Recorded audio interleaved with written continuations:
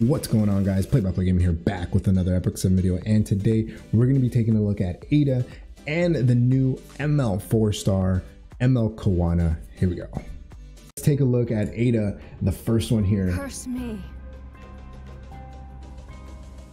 The icy touch of death shall embrace you.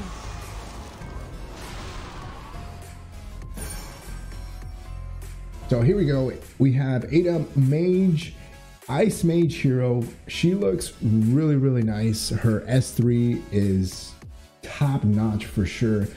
She's gonna be in the new hero pool fairly soon. She does look really nice. I mean, like, her kit, it screams to me like a control type hero. So again, kind of control meta. Here are her stats. She's an Aries, so not too bad. Her speed is not fast at all.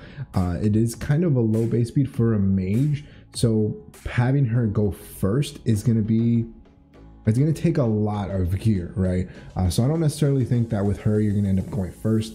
She has decent health, decent defense, so you're going to really want her to have some type of survivability, right? So some bulk. Her imprint is attack with a concentration in effectiveness. She already gets 18% effectiveness, which is really nice, and 27% crit.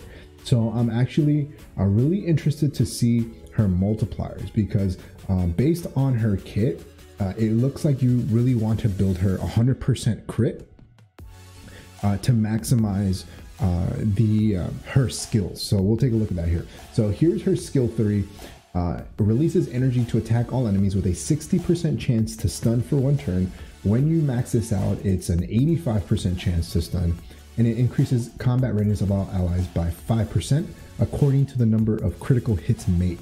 So again, she has a 27% built-in crit to her awakenings.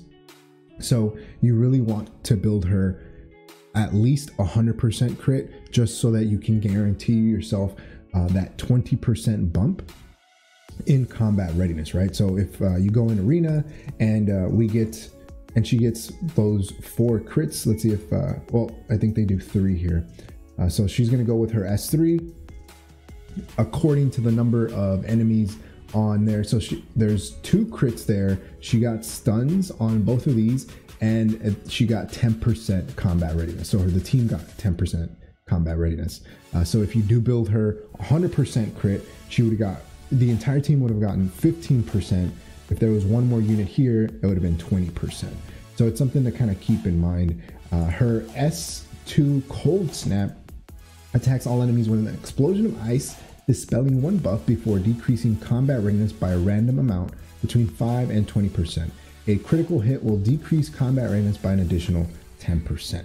So again, you want to crit. This one is going to be kind of tough because again, she's going to need some type of survivability. So going 100% crit on anyone is already a bit tough.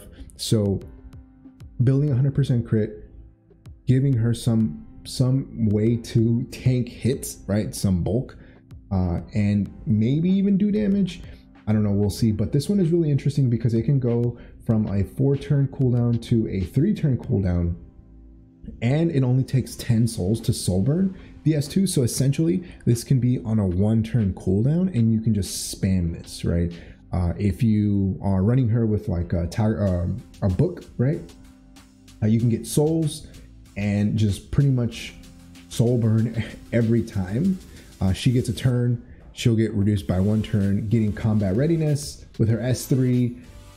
So she can just cycle and cycle and cycle. So it's something to kind of keep in mind. Let's see if they give us an example here. So a critical hit will decrease combat readiness by an additional 10%. So there you go. They got pushed back. And it's, again, you want to build 100% crit because you don't want to miss, right? She is ice, so she has a bigger chance of missing these grass units, but her S1 here, this one, I think it should have been something else. It should have been also a chance to stun or decrease hit chance or something else, but it is a 65% chance to make them unhealable for 1 turn. So this one, I think they show us here. She has unhealable, and I mean it works, I guess, against the Khawana if you want to go for specific comps. But her artifact actually looks really, really nice. The skill here, if you have this maxed out, it is a 5-star artifact, so it's going to be very difficult to max out, but it increases critical hit chance of all allies by up to 5% and increases effectiveness of the caster by 15%. So it essentially gives your entire team a crit chance boost, and it increases her own effectiveness by 15%. So if you were to max this out completely, you would get a 10% crit for all of your heroes, and then increase her effectiveness by 30%. So it could be usable in some areas, and maybe if you're missing some type of crit somewhere specific, maybe even PvE, you might be able to use it somewhere. But if you want to just build like the maximum threshold somewhere, if you're missing those 2-3 crit points, she's going to be coming March 11th. But along with that, we are getting one more preview. Here we go. The great Malekith will lead us to victory. It is a great chief's responsibility to look after all of Meldrick and the Merc.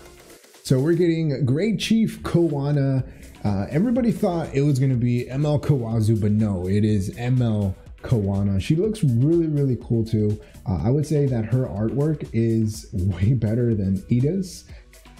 So if anyone, it's going to be probably Khawana. But there you see Kawazu, ML Kawazu. So potentially in the future. And let's take a look at her skills here real quick. So she is a Taurus. I did take a look at what her skills are, and she right away screams to me Katie's Hunt. So SG is really trying to push that Katie's Hunt, so just kind of keep that in mind. She is a warrior, Taurus warrior, 106 base speed, so not extremely fast. She does have some health, decent health, defense not that great, but her attack is pretty high. She does have a 43% crit though, so that's pretty insane. Really, really insane. Health and effectiveness. So let's take a look at her skills here.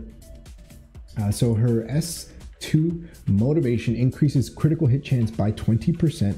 When an ally is attacked by a dual attack, increases attack of the caster by 15%. Increased attack effect can stack up to 5 times. So the crit, it's giving her kind of like C-Dom, where you can build her like full crit damage almost. And Katie's does dual attacks. So if she's getting constantly, if your team is getting constantly hit with dual attacks, it's going to increase the attack by 15%.